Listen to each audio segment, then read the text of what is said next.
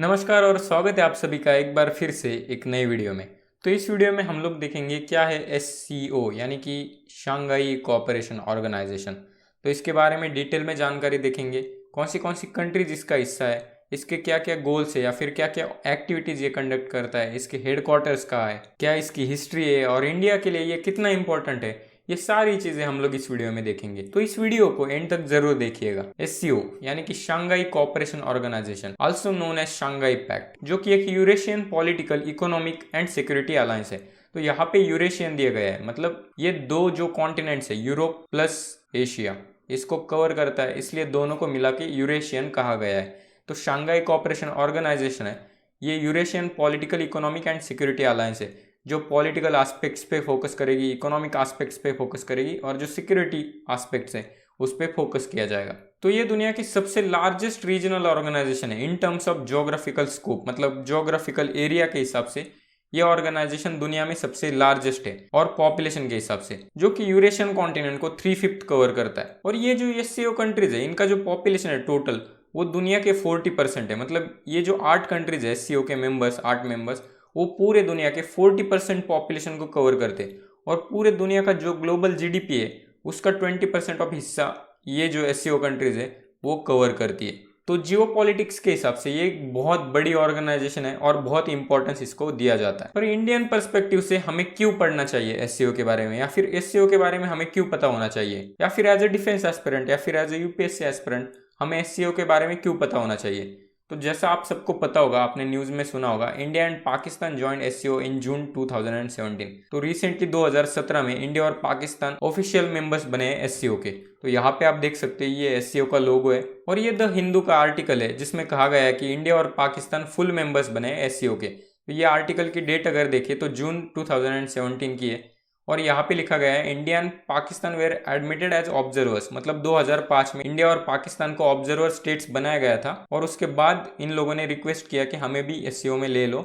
उसके बाद जो एडमिनिस्ट्रेटिव प्रोसेस है, डॉक्यूमेंटेशन वर्क है, वो स्टार्ट हुआ 2015 से। और इस इमेज में आप देख सकते हो हमारे प्राइम मिनिस्टर श्री नरेंद्र मोदी जी और यहाँ पे हमारे फाइनेंस मिनिस्टर S जयशंकर जी साहब हैं। तो SCO के बारे में डिटेल में जानने से पहले हम लोग कुछ जो पहले की टर्म्स है वो जान लेते हैं। तो यहाँ पे शंघाई 5, तो शंघाई 5 क्या है? तो जो SCO है, शंघाई कोऑपरेशन ऑर्गेनाइजेशन, जो अब है वो सक्सेसर है शंघाई 5 का। मतलब पहले शंघाई 5 ये ग्रुप था जो कि एक म्यूचुअल सिक्योरिटी एग्रीमेंट था जो 1996 में फॉर्म हुआ था। तो कौन सी कंट्रीज थी? तो जैसे यहाँ पे लिखा गया है शंघाई 5, तो यहाँ पे 5 ही कंट्री होनी चाहिए। तो China, Kazakhstan, Kyrgyzstan, Russia and Tajikistan, ये 5 कंट्रीज आपको ध्यान में रखनी है जो शंघाई 5 का हिस्सा थी। तो ये जो 5 कंट्रीज है, इनमें जो बॉर्डर रीजन्स है उनमें मिलिट्री ट्रस्ट डीपन होने के लिए या फिर मिलिट्री ट्रस्ट को बढ़ावा देने के लिए कुछ ट्रीटीज हुई थी। तो अब बात करते हैं SCO के हेडक्वार्टर्स की। तो जो SCO का सेक्रेटेरिएट है, मतलब हेडक्वार्टर है, वो बीजिंग चाइना में। तो आप लोग अब बोलोगे कि SCO मतलब शंघाई कोऑपरेशन ऑर्गेनाइजेशन, तो कंफ्यूजन में आप ये भी बोल सकते हो कि शंघाई इसका हेडक्वार्टर है। तो आपको यहाँ पे ध्यान देना है जो SCO का हेडक्वार्टर है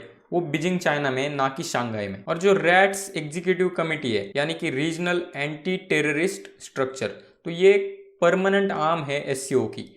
तो ये जो रैट्स है उसकी हेडक्वार्टर्स है ताशकंद, उज्बेकिस्तान में, जहाँ पे हमारे पूर्वी प्राइम मिनिस्टर लाल बहादुर शास्त्री की मिस्टीरियस डेथ हुई थी। तो ये भी चीज़ आपको ध्यान में रखनी है कि जो रैट्स है वो उसकी एक परमानेंट आर्म है, जो SCO है उसकी एक परमानेंट आर्म है रैट्स, जो एंटी टेररिस्ट एक्टिविटीज के ऊपर कंट्रोल लाने के लिए बनाई गई है और जिसका हेडक्वार्टर है उज्बेकिस्तान ताशकंद में। अब बात करते हैं मेंबर्स की, कौन से मेंबर्स है SCO में। तो SCO के जो परमानेंट मेंबर्स है उसमें China, India, Kazakhstan, Kyrgyzstan, Pakistan, Russia, Tajikistan, Uzbekistan, ये 8 कंट्रीज है। तो अगर आपको किसी ने भी पूछा कि कितनी कंट्रीज है SCO में, तो आपको बोलना है 8 कंट्रीज। और जो ऑब्जर्वर स्टेट्स होते हैं किसी भी ऑर्गेनाइजेशन में, वो स्पीच दे सकते, वो मीटिंग्स को अटेंड कर सकते, पर वो वोट नहीं कर सकते। उसकी जो मीटिंग होती है या फिर जो कुछ भी डिसीजन लेने होते हैं उसमें वो वोटिंग नहीं कर सकते। तो ऑब्जर्वर स्टेट्स को वोटिंग राइट नहीं होती, पर वो स्पीच दे सकते। और जो ऑब्जर्वर स्टेट्स होते हैं वो किसी प्रस्ताव को भी मीटिंग में नहीं रख सकते।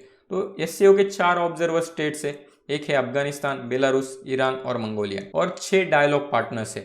ये जो डायलॉग पार्टनर्स है ये इंटरेस्टेड होते हैं ऑर्गेनाइजेशन के एक्टिविटीज में। तो यहाँ पे SCO के 6 डायलॉग पार्टनर्स है, उसमें आता है Armenia, Azerbaijan, Cambodia, Nepal, Sri Lanka और टर्की। तो ये जो मेंबर्स, ऑब्जर्वर स्टेट्स और डायलॉग पार्टनर्स आपको ध्यान रखने, खास करके मेंबर्स, कितने मेंबर्स है, कौन से मेंबर्स है, ये आपको ध्यान रखना है। तो यहाँ पे मैप है, इस मैप से आपको बहुत अच्छे से आइडिया लग जाएगा कि कौन कहाँ कहाँ पे। तो ये जो डार्क ग्रीन कलर है वो दर्शाता है मेंबर्स को, जहाँ पे रशिया है, चाइना है, इंडिया है, पाकिस्तान है और बचे हुए 4 सेंट्रल एशियन कंट्रीज है। नेक्स्ट जो थोड़ा सा लाइट ग्रीन है वो ऑब्जर्वर का काम करते हैं, जैसे कि यहाँ पे देख सकते हो मंगोलिया, ये जो कंट्रीज है ये ऑब्जर्वर का काम करेंगे।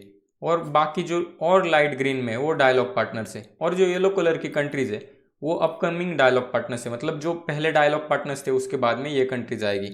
और जो ये बाकी वाले हैं बहुत ही लाइट कलर के, वो इंटरेस्टेड इन पार्टनरशिप है, मतलब उन्होंने पार्टनरशिप में इंटरेस्ट दिखाया है एससीओ के। तो अब हमने एससीओ की जानकारी तो देख ली, अब देखेंगे एससीओ का पर्पस क्या है। तो एससीओ जो है वो गवर्न किया जाता है हेड ऑफ स्टेट काउंसिल में, जिसमें जो मेंबर कंट्रीज है उसके हेड ऑफ स्टेट पार्टिसिपेट करते हैं। मतलब ये जो एससीओ है वो गवर्न किया जाता है हेड ऑफ स्टेट काउंसिल से, और ये इसकी सुप्रीम डिसीजन मेकिंग बॉडी है जो साल में एक बार मिलती है। मिलिट्री एक्सरसाइजेस भी रेगुलर बेसिस पे करी जाती है जो मेंबर कंट्रीज है उसके बीच में, to promote cooperation and coordination against terrorism के अगेंस्ट कोऑपरेशन और कोऑर्डिनेशन होने के लिए यहाँ पे मिलिट्री एक्सरसाइज का कंडक्शन किया जाता है, जिसकी मदद से रीजनल पीस और स्टेबिलिटी मेंबर कंट्रीज में आ जाए, ये इसका पर्पस है। तो अब हम देखेंगे हिस्ट्री क्या है एससीओ की। तो जो 1996 में शांघाई 5 का क्रिएशन किया गया था, जो कि चाइना के शांघाई प्रोविंस में किया गया था, इसलिए इसको शांघाई 5 नाम दिया गया, जो बनाया गया था मिलिट्री ट्रस्ट को डीपन करने के लिए। जैसे मैंने पहले भी कहा था, मेंबर कंट्रीज में मिलिट्री ट्रस्ट को डीपन करने के लिए शांघाई 5 का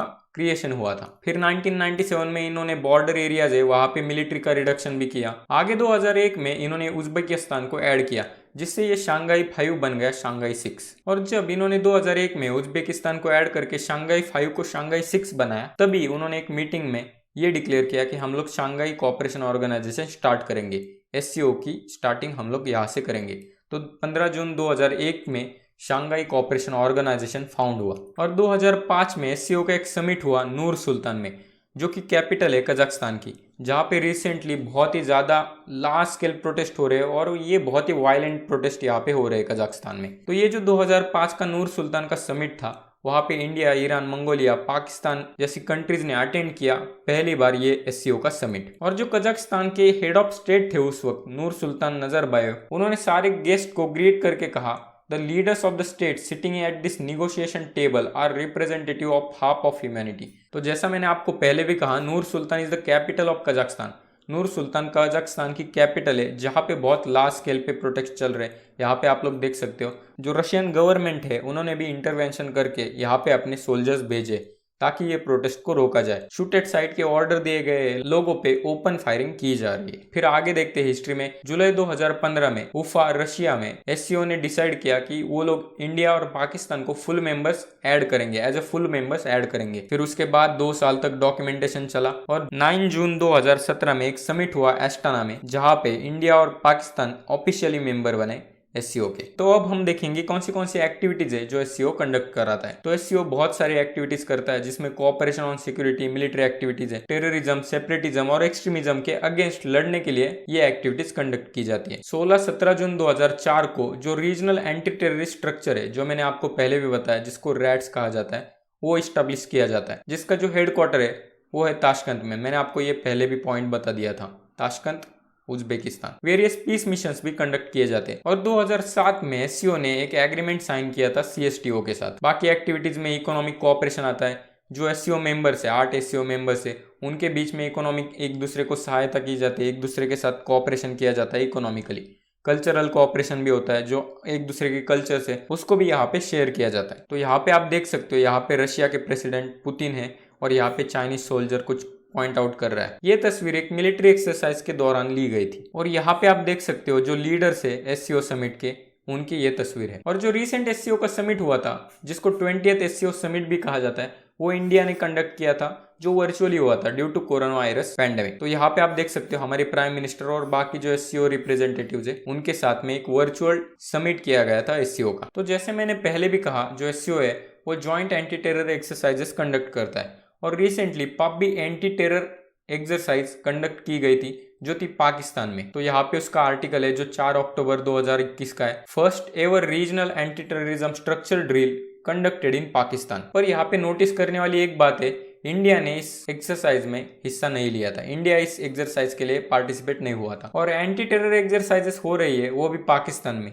ये भी एक जोक का पार्ट है। तो ये था एससीओ के बारे में। हमने इस वीडियो में पूरे इस सेशन में देखा कि क्या है एससीओ, या फिर क्यों वो हमारे लिए इंपॉर्टेंट है, मतलब हम क्यों उस पर ध्यान दें, तो ये भी हमने देखा। क्या है शंघाई 5, मेंबर्स ऑफ एससीओ कौन से, जो फुल मेंबर्स है, जो ऑब्जर्विंग मेंबर्स है, या फिर जो डायलॉग पार्टनर्स है, उसका पर्पस क्या है, एससीओ का पर्पस क्या है, एससीओ कौन सी एक्टिविटीज कंडक्ट करता है, या फिर एससीओ की हिस्ट्री क्या है, ये सब हमने इस वीडियो में देखा है। तो इस वीडियो का मेरा आपसे ये क्वेश्चन है, क्या इंडिया ने ऐसे ऑर्गेनाइजेशन में पार्टिसिपेट करना चाहिए जहां चाइना और पाकिस्तान पहले से वहां पे, क्योंकि जैसे आपको पता है चाइना बॉर्डर पे टेंशन बार बार क्रिएट करता रहता है और पाकिस्तान का तो चलता ही रहता है। तो आपका इस क्वेश्चन पे क्या ओपिनियन है, ये मुझे कमेंट सेक्शन में जरूर बताएं, मैं जानना चाहूंगा आपका ओपिनियन। तो यही था एससीओ के बारे में, मिलते हैं अगले वीडियो में, बाय बाय।